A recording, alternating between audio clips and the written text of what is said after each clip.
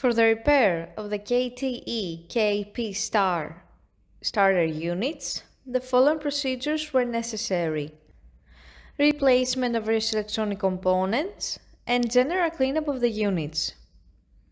For testing, we add a 24-volt DC power supply and a lamp to the start output.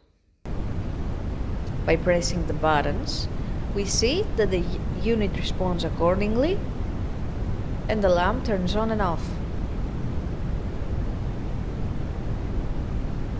We then also test the heater function.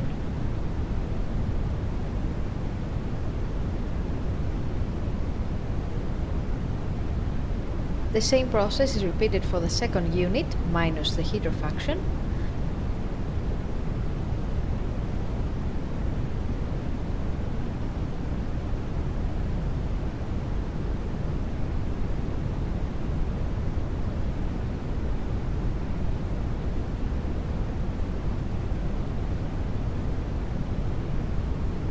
As well as the third unit minus the heater function.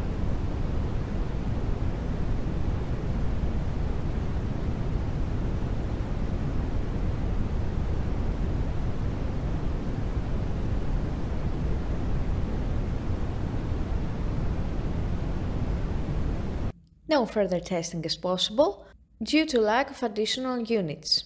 It is now clear that all three starter units are working successfully and are ready to be delivered to the customer.